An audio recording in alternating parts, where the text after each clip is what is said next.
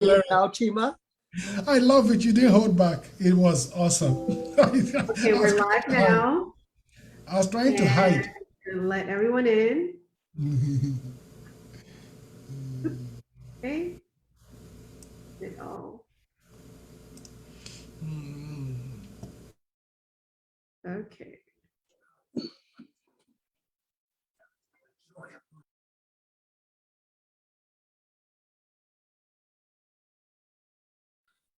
So let's go there.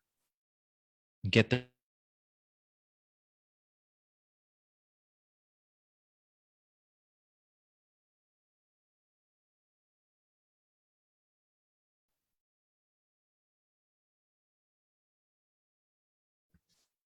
All right. Good afternoon, everyone. Thank you for joining us.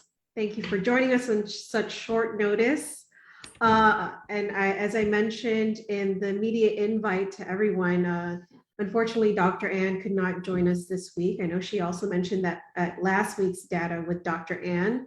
But we did try as our best to put a press briefing this week with the best of our team as well. So joining us this week is Vince Campo. He's with DPHSS Surveillance. He also is part of the team that puts together the SITREP and also the data for data analysis. So he's with us today. We have Dr. Bob Leon Guerrero, our interim chief medical officer. With us also is Chima Mbakwam. He's our chief public health officer. And then of course we have Annette Uggan. She's our Bureau of Communicable Disease Control Administrator.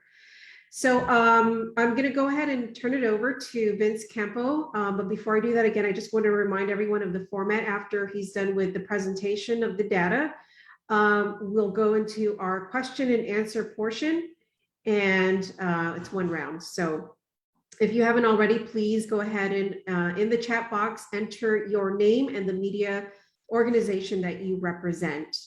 So Vince is going to go ahead and present the data. So Vince, the floor is yours. Thank you very much. Half day, everyone. I see everything looks good on my side. Okay.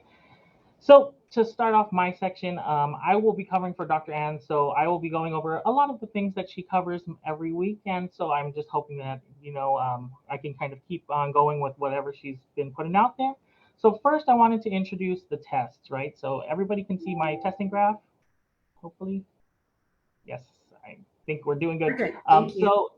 Okay, so the testing we have seen throughout the month, we have had a rolling average of usually around 1,100 tests per week, per day, right? So our testing capacity is amazing. It's doing really well. And in the last 2 weeks, we actually have started to see a little bit less tests, actually just this past week.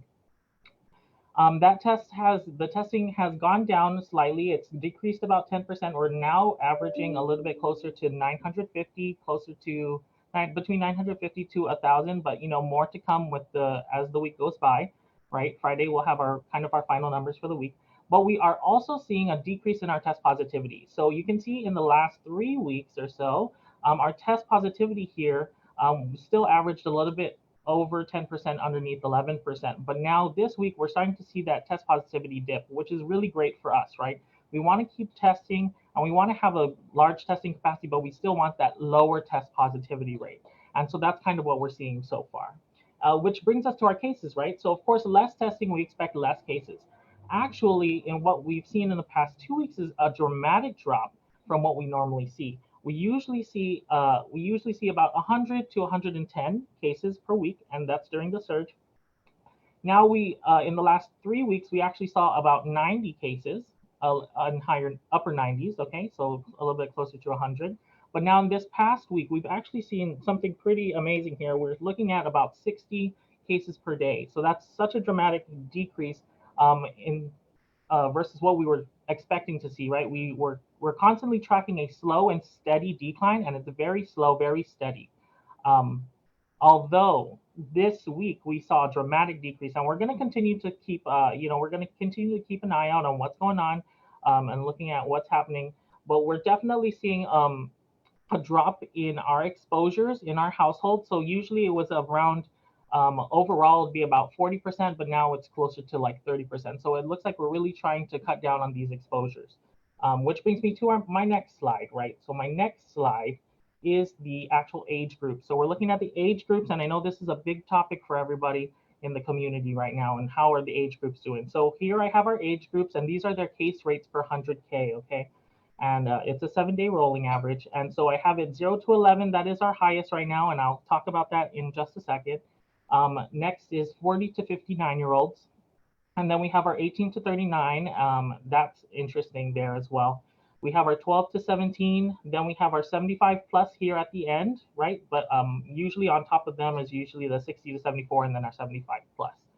So let me just go ahead and talk about what's going on with our highest case rate. So our 0 to 11 age groups, we are seeing lots of exposures left and right? So the highest one that we have for the exposures in the 0 to 11 age group is household. So we're seeing about 45% of the cases, right? And that's 45% of everything that is reported, right? So a lot of them don't necessarily list down an exposure, but 45% of the cases actually list down household, where 17% were community. All right, of course, we don't have any workplace. We look at workplace as well, and we also look at healthcare, but it's really prominently, it is the household. And I say that because 45% claim household exposure, where the normal average is usually around 22 to 25 among all the other age groups. Okay, so that's we can kind of expect why it's so high, and we're looking at ways to definitely mitigate these case rates, right, or lower them, trying to eliminate household exposures as soon as possible, right? Moving on from that, we have our 40 to 59. So 40 to 59 and our 18 to 39, our household exposures are generally around the 20 to 25%, right? But we're seeing an increase in the workplace exposures. And so that's where we're trying to look at cases in these age groups, because we're trying to cut it off at the workplace, so that way they don't bring it home, and then of course ultimately give it to the kids as well, right? So we're really trying to work through all angles to try and eliminate exposure. And then for the 12 to 17, this is really interesting. They have a dipped. Everybody's in a general dip, but they were kind of soaring high closer towards the surge. But now, since we started vaccinating, we are also seeing them just start to decrease as well. And then we're still watching closely in our 60 to 74, well, really our 60 plus age groups, right? We're still trying to understand the dynamic, although they are the lowest case rates. And well, we could definitely, we're probably trying to look at correlation between the booster shots and how that might be helping this population as well. All right. The next one that I know Dr. Pobutsky likes to talk about is our deaths. So within the last month, this is our death count this is their dates of death. So that's how we count them. So it looks like we are seeing a lag time in these deaths. So usually when we have large cases, we expect the death time to lag a little bit, about 1 to 2 weeks. So we're definitely seeing kind of our cases from here. So you can see our big cases here are starting to show up now towards the later part of October and early November here, right? But we're hoping for the best, because we have lower case rates. We should expect lower deaths in the next 1 to 2 weeks. Okay. And then lastly, of course, we got to talk about our breakthrough and our unvaccinated case rates, right? So looking at these cases per 100K, we're looking at breakthrough cases, which is this blue line here, and our unvaccinated is still the orange line. We can see that the breakthrough is almost 2.5 times less, right? Less risky to contract COVID-19 than those who are unvaccinated, right? So definitely get your vaccines, right? We can really see that it's really showing in our population. And that's pretty much it from me, I guess. Okay. All right. Well, thank you very much, Vince, Thank for you, that guys. presentation. Really appreciate it. All right. Well, we'll go ahead and go into our question and answer portion. We'll begin with Polly Suba from K57. Go ahead, Polly.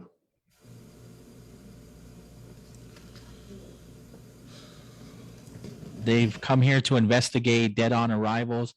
Are they sharing any information with you yet? How are you guys partnering up at this point? Dave, I didn't hear the first part of your question. If you can repeat, thank you. So CDC was asked to come out here, right? An investigative team to come out here to investigate dead on arrivals. Do we have any information yet? Are they sharing with you their findings? Have they started? What can you share with us as far as you partnering up with CDC? Okay, they arrived. The team arrived on Monday. They're arriving on different days. So the last member of the team, who is a statistician, will arrive hopefully today. So we've met with them. We've sat down because first of all we need to look at what the operational requirements will be for the investigation, because this is an epidemiology investigation. So our local epi team will be partnering with them side by side, to investigate all those cases. We met yesterday with the director for an in-brief.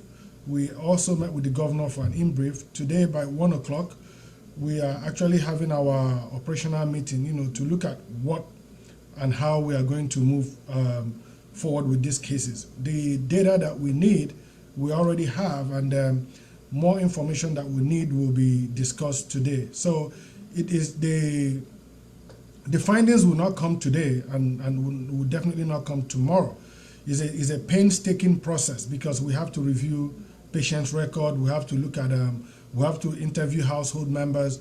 So it's going to take some time, and the team is here for at least the next 30 days, hopefully, and within these 30 days we'll be able to have a thorough investigation, and the public will see the findings. Thank you.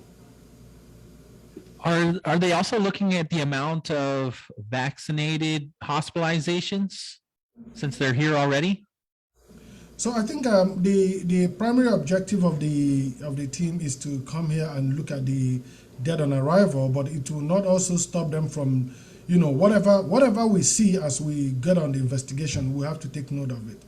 But I just want to assure you that this is a team, a very experienced team. We've actually worked with them last year. This team that is here today is the GU1 team that was part of the initial investigation last year, August, for our outbreaks.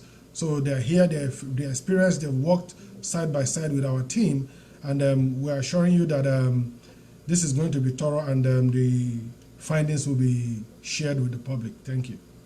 And then my last question, I'm pretty sure somebody's going to ask about the 5 to 11, so I'll save that one.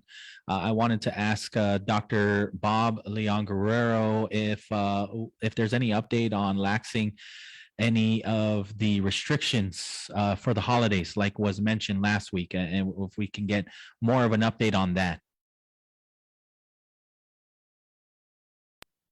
Hi, Doc, you're on mute still.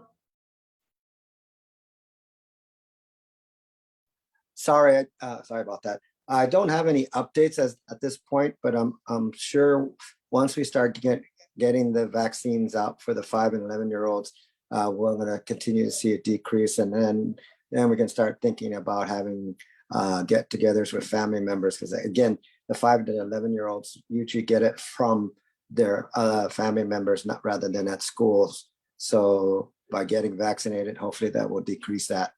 Thank you. I'm assuming the laxing of regulations will be for vaccinated individuals rather than unvaccinated, like more vaccinated in social gatherings. Again, I don't have any information in regards to the loosening of the restrictions, but my guess is that if they do it, it'll probably be for the whole island. Understood. Okay, thank you so much. You're welcome. Thank you, Colin.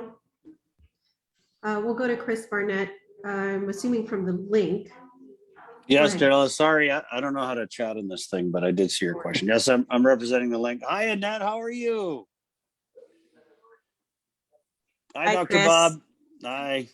I wanted to ask, because we played a national story about vaccinations for 5 to 11-year-olds.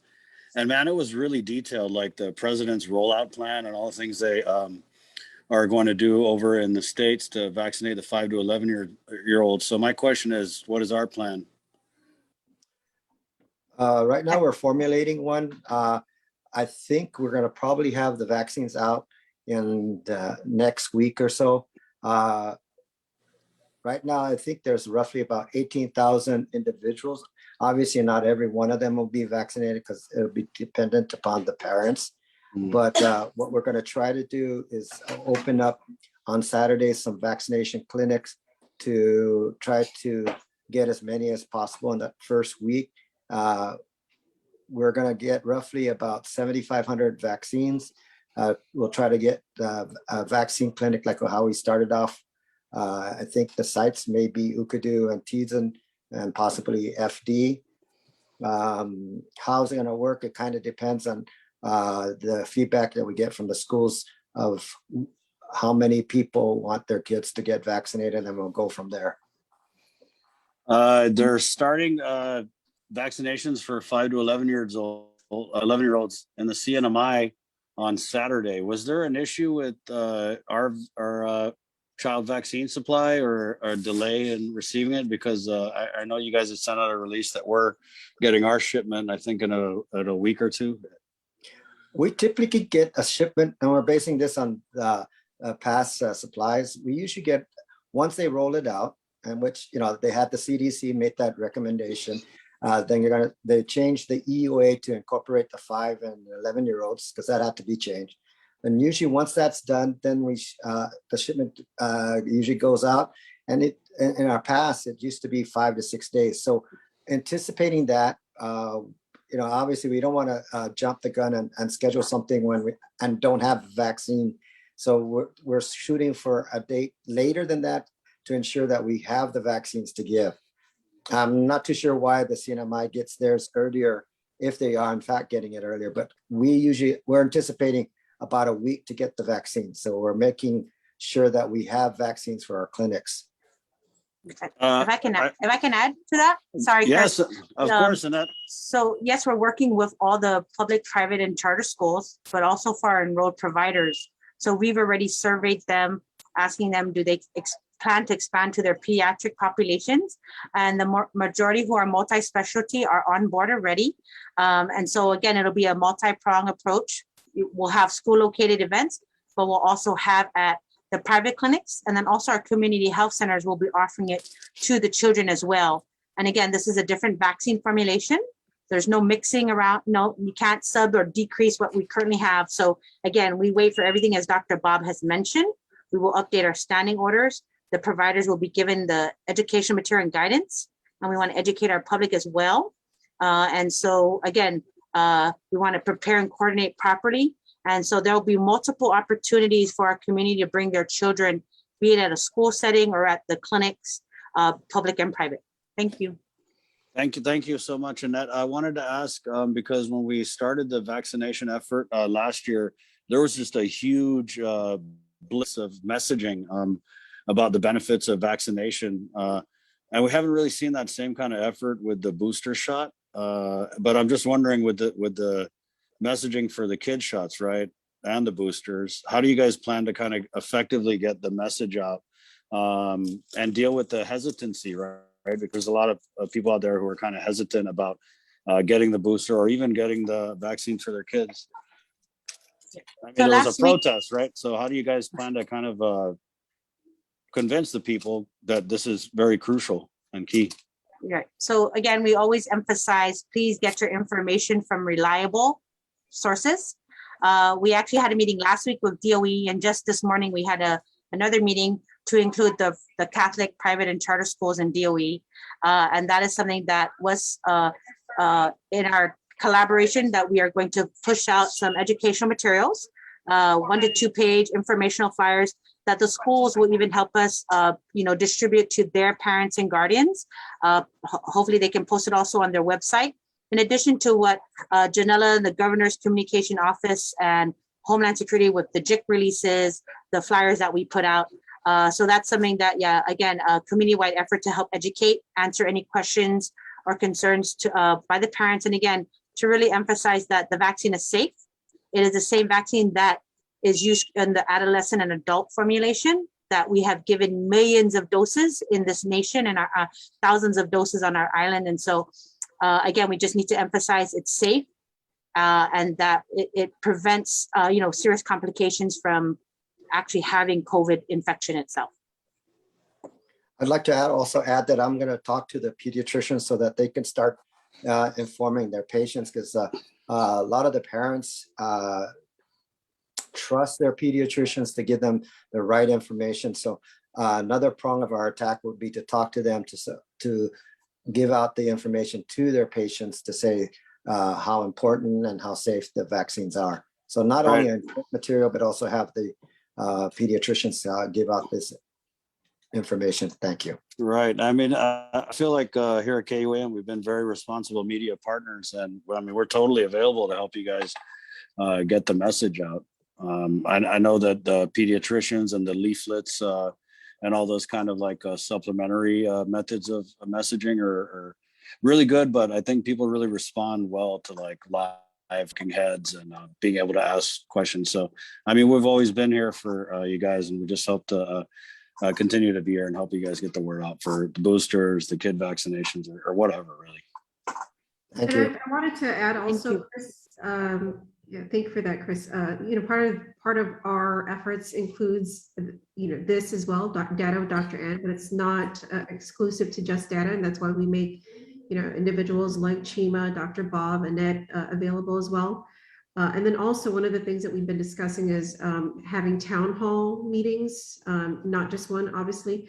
We want to do this as a regular thing so that we give parents and students opportunities to ask questions and address their concerns with regards to children vaccinations, school-based immunizations, and other things too that we're doing, collaborating with our federal partners, CDC, so that we have support from them with regards to communications. So these are all things that we're actively working on and engaging so that we can address those concerns about communications and strategic communications specifically about vaccinations. Right. Maybe even a hotline would work, right? To make it convenient for people to call up, right? Yeah. Okay. Absolutely. Thank you. That is Thank you. we also discussed. So yeah, thank you, Chris. Appreciate that. Thank you for your help. Yeah. All right. We'll go to Joe Titano, PDN. Thank you. Hey everybody, happy Thursday. Good to see you again. I guess this is a question for Vince. Sorry to put you on the spot, but Dr. Ann's not here. I'm wondering, you said we're down to averaging about 60 cases per day, but I know that the number of tests we're performing it's also kind of come down. So I'm wondering, how does that weekly rate sort of compare to the tests in terms of the, I guess percentages? How do we look at the decrease? Sure. So I did mention, I did give you the percentage in the test. So we've actually slumped down on testing maybe so it was a little bit higher than 10%, so a little bit closer to 11. But for cases, looking at high 90s, and now looking at a 60-week average, right? That's a 40% decrease. So it's actually, the tests are coming down, but they're not coming down at the same rate as cases are. So this is what was really surprising to us, right, this week, is that we're seeing a 40% decrease in cases, but only a 10% decrease in tests. So it does that, and that's also, that kind of follows why our test positivity is also decreasing as well, versus our steady test positivity, which was I showed in the other graph. Yeah. And to add on to what Vince just stated now, so what we've been seeing over time is we've been out there doing community testing, we're doing vaccination, we're doing messaging, and I think the community is actually now reacting to the messaging. Yeah, people are becoming more conscious, of the environment. The mask wearing is continuing. So the testing is for case finding, but when we find these cases, there's a monoclonal treatment for them so that they don't get into the hospital. But at the same time, there's this behavioral change that has come to bear now, because we've been testing approximately almost 1% of our population since August, and that high amount of testing will show you the responsiveness of the community, with what is going on. But as the testing continues, our test positivity rate is coming down, which is actually showing that there's less transmission going on in the community. While we're still seeing transmission, it's not as high as it used to be. So I think if we continue with this trend, we are going to be tailing off this surge. So I think it's just continue what we're doing, continue vaccination, continue wearing our mask, and then continue testing when we feel we've been exposed, which I know people are still doing. So I think there's a balance with what Vince is showing us with the data and what is actually happening in the community. So I think we're tailing off this surge. Thank you. Yeah, and Right, and just to add to that, oh, sorry, just to add to oh, that, so go just ahead, as yeah. Kima was explaining, actually during our surge, I was just kind of looking through our numbers again. So our test positivity rate was about 12% during our surge, right? Before our surge happened, we were at around 6%. And so now that our test positivity is dropping down to 8%, we can see that we're starting to see us slowly getting out of this surge, right? And so exactly that's what we want to do is we want to go back to our test positivity before the surge happened to around 5 to 6%. Right? So we're making good headway. Right, and in terms of getting to that 5 to 6%, I'm wondering, how is DPHSS kind of, how are we looking at? Do we have a timeline? I know we used to have the CAR score, but that doesn't really work anymore. Like, how are we kind of anticipating? When are we anticipating things to go down? So I think the timeline is consistent with behavior change from the community. So I think we can't put a hard number on that, because at the same time we're monitoring what is going on in the community. But with what happened in July, that affected that made us increase our testing and case finding for us to discover that we had an ongoing community spread, and also continuing on that track, and we're seeing that the trend is coming down. So we just have to continue what we're doing, which I just mentioned earlier on, the consistent messaging, the behavior change the community is adapting to, and then we're going to see this come down. So all this is dependent on how we as a community, change our behavior towards the virus, which the numbers are showing that we're doing right now. Thank you. Right. And one other question, I know we keep hearing that the 0 to 11 cases are kind of at the top of the chain as far as positivity. Do we have any idea exactly why that might be? And in terms of limiting household exposure, what are we doing on that front? So for disease transmission, especially airborne infections, the concentric circle that we use would definitely tell you that transmission is higher at home, because that is where people spend more time. So, and what you're seeing is that there's an increase with the number of children, and at the same time, if you look at the ages, I think that is between 40 and 46. If I can go back to the slide, you can see that this is happening within the home, because at home is where you are less conscious. You're not going to wear your mask with your family members. You're going to be less cautious, But the thing is that if you then look at what is happening outside in the society with the masking mandate and the social distancing that is in place, you are seeing that the transmission is lower in the community, because using the same concentric circle, and like Vince said, we're seeing less transmission in the workplace, and then we're looking at the community as a whole. So if you're looking at what is happening in the home and translating it to the workplace, you're seeing that the workplace is conducive now, because people are still wearing their mask at work. People are vaccinated, and then you're looking at the community where people are, like the general community. So I think using that concentric circle that we use in case investigation of airborne diseases, you're going to see that transmission will continue to be higher at home, because that is where contact is higher than in the workplace and in the community. I hope that answers your question. Right. Oh, go ahead, Dr. Bob. I just want to also add, well, hopefully you will see when we start vaccinating the 5 to 11-year-olds, because they're now offered some protection, we might see that come down as well with the once they start getting vaccinated. And typically this age range, when they get vaccinated, they respond to vaccines a lot better than people 50 and older. Giving you an example of the flu shot, kids tend to respond about like around 75%, while people like at my age, the Manumco, we tend to only respond maybe about 40 to 50% at the time. So hopefully with the vaccines, A lot of the kids will be immunized. They will respond to the immunization and prevent them from catching the disease. Thank you. On the, I understand that transmission is higher at home, but correct me if I'm wrong. I don't think, I'm not sure that we ever saw 0 to 11-year-olds, that particular group kind of leading the case rates. So, we've got more people presumably at work this year than we did around the same time last year. I don't know. I'm just wondering, how do you square that circle?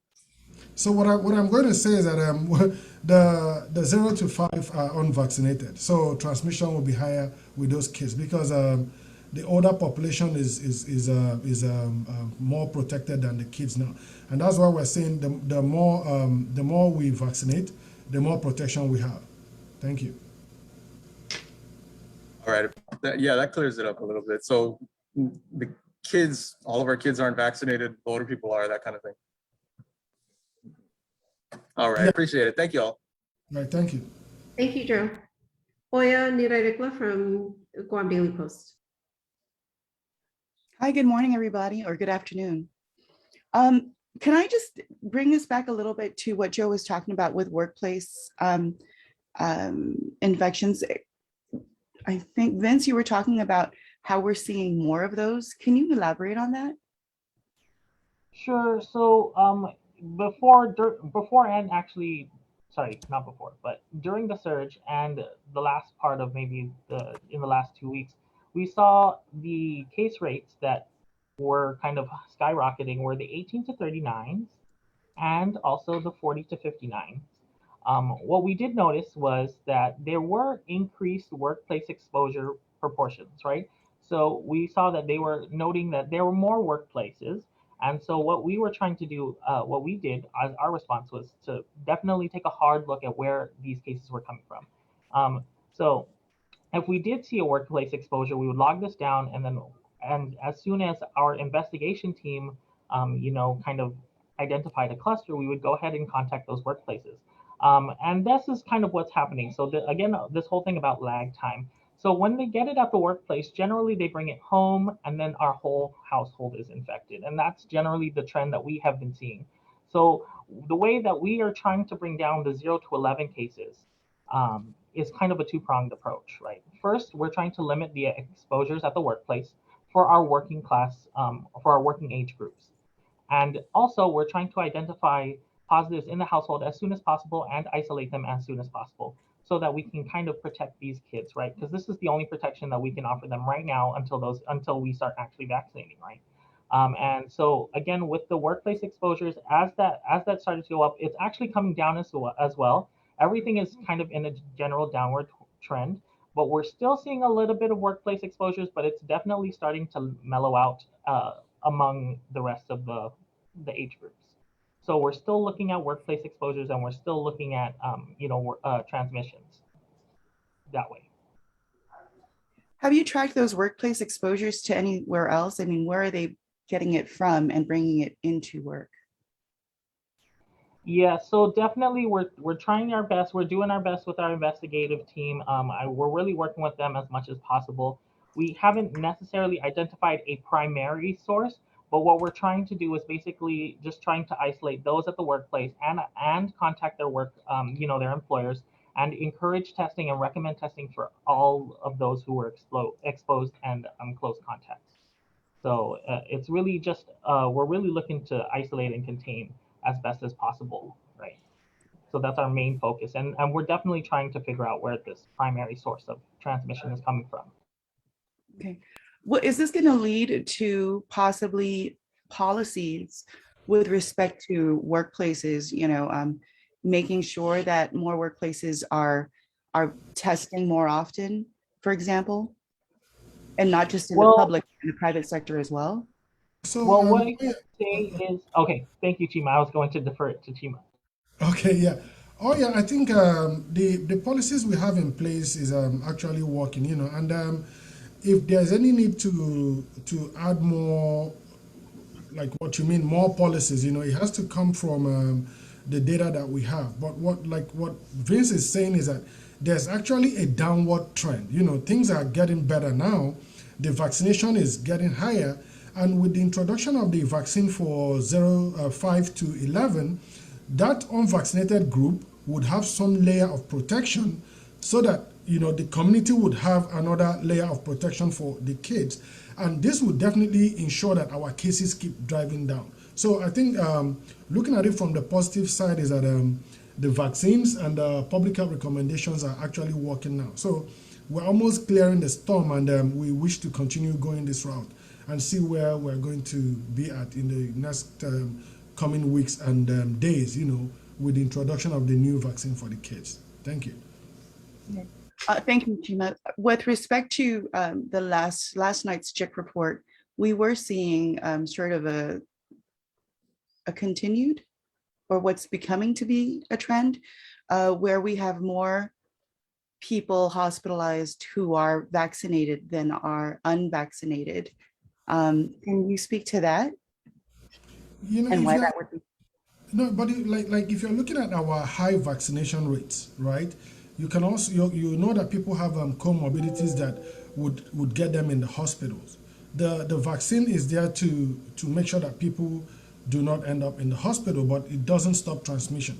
So we've seen people in the hospital still shows that we are a population that have some health issues going on with some people, and those people with COVID might see themselves going to get checked and then come out.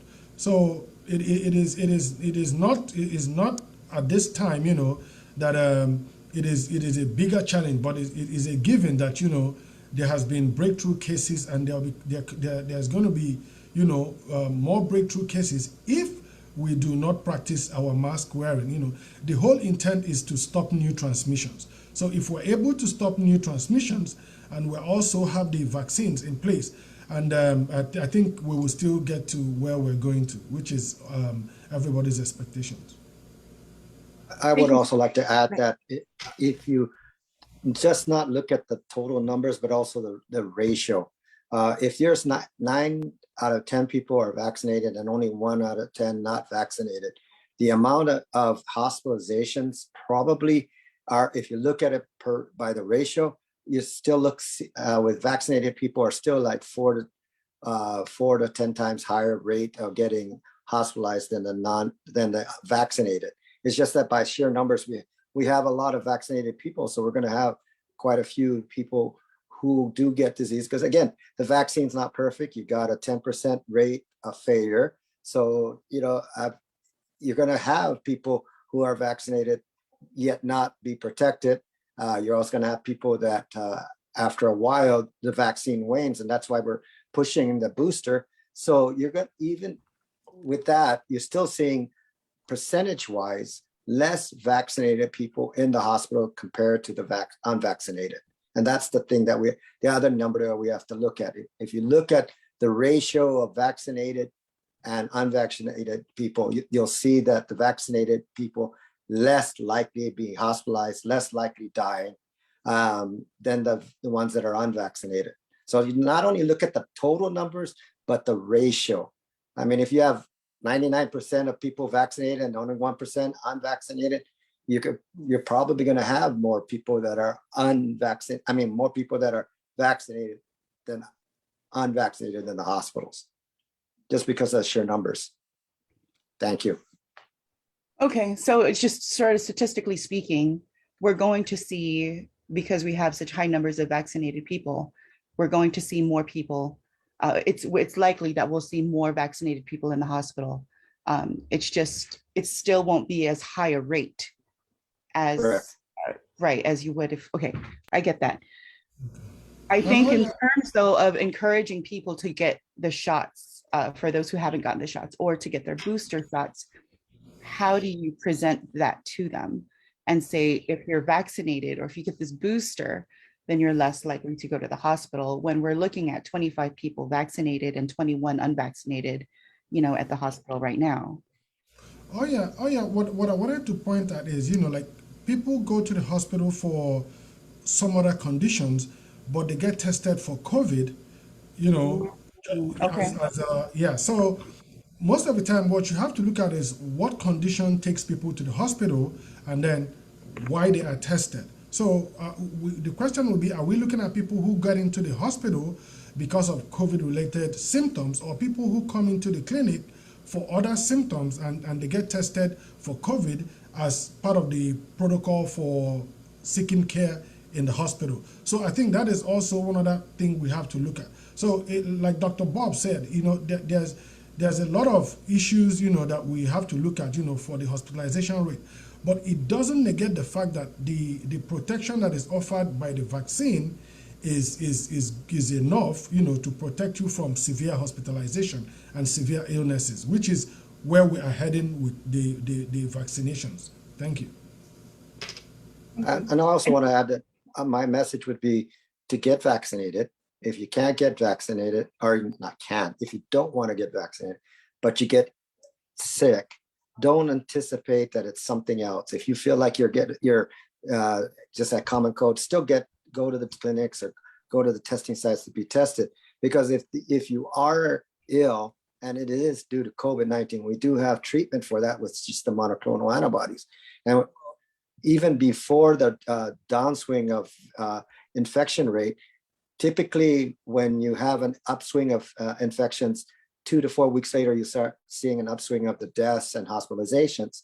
So initially we saw that, but once we started pushing out the monoclonal antibody clinic, we saw the drop in hospitalizations, the drops in death, even before the drops of the illnesses. So my message is, obviously wear masks, social distancing. Can't be, it's hard to be done at home, but at least outside. But try to get vaccinated if you're not vaccinated. Try to get your booster if you're due for a booster.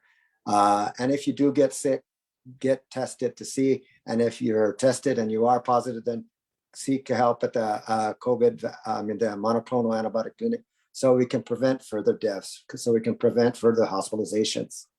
Thank you. Thank you, doctor. Real quickly, just my last question. We're seeing sort of a similar trend to what we saw last year.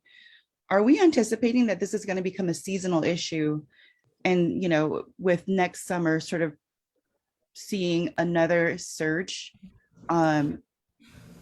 And if so, is there a way to prepare for that? I'll just jump in and answer your question. I think what we're seeing is that where there is transmission, there's a chance for mutation. So the whole intent for us now is to make sure that we cut off new transmissions. And when we cut off new transmissions, I don't think we have to worry about, this being a seasonal flu, because that hasn't been mentioned by the CDC or WHO. So we currently have the virus, and we're trying very hard to make sure that we get everybody vaccinated.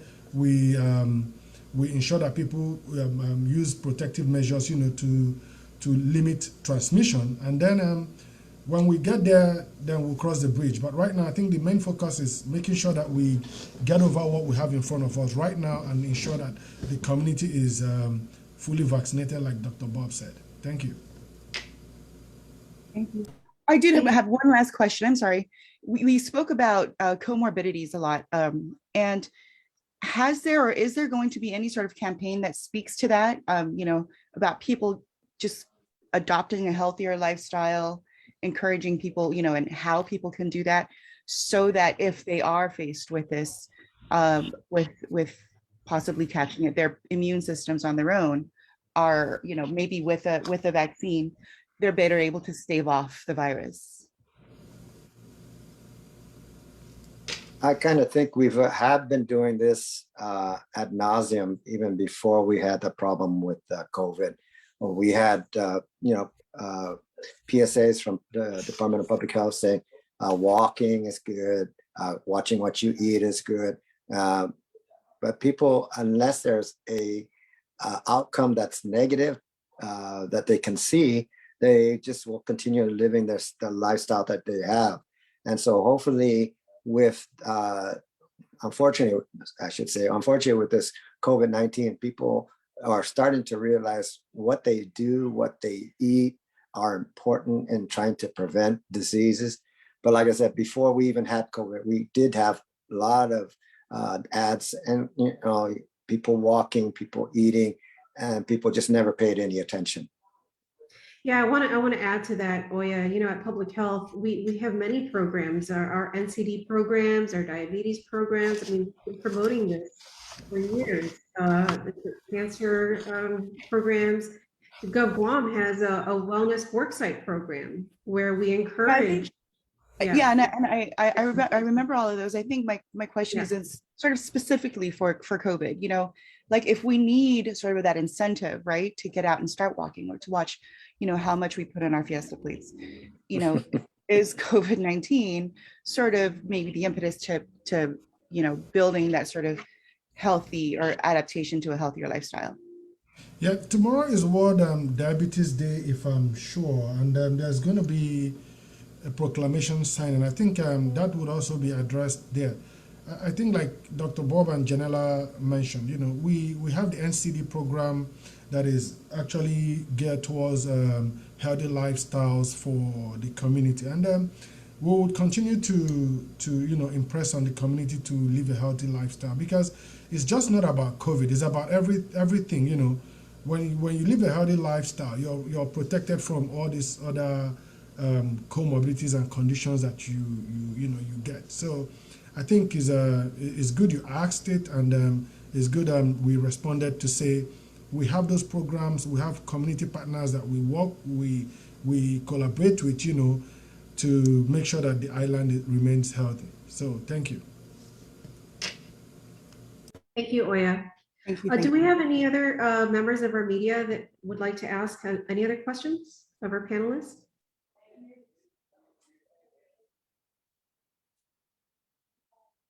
Okay, no one else? Last call? I would, I'm sorry, I'm raising my hand. Go ahead, Chris. Oh, I'm sorry, go ahead. No worries. Have we made any other requests for federal assistance? It depends on what kind of assistance you're asking for. Just everything, Shima. So we got the CDC team here, right? Or have we made any other types of requests? If you could just share that. So, you know, this has always been ongoing. So if you're asking for a request, you know, you might be asking for boots on the ground, you know, like CDC boots on the ground, the deployers that are going to work side by side with us. But we have this constant technical support from our federal partners. We have weekly meetings with them. We have meetings with them, you know, weekly updates. So there's this constant communication, and if there's any need for us to ask for boots on the ground, we're going to ask, and surely you will know about it. Okay, so I mean, so you haven't made any requests for any more resources or boots on the ground relative to helping us roll out the kid vaccinations or the booster shot effort? The FEMA team is still here. Okay. If there's any need to ask for extensions, we're going to ask. Thank you, Shima. Thank you, Chris. Any other questions from our media? Okay. If nothing else, that'll conclude it for this week's data with Dr. Ann and Vince Campo. Also like to thank Chima, Dr. Bob, and Annette, and our media partners for being here on such short notice. Dr. Ann should be available next week, so we will resume data with the actual Dr. Ann. Thank you all for being here today. Thank you to our media partners once again. And that's it for Data with Dr. Ann. Please have a great rest of your week and stay safe. Thank you, everyone. Thank you. Thank you. Adios.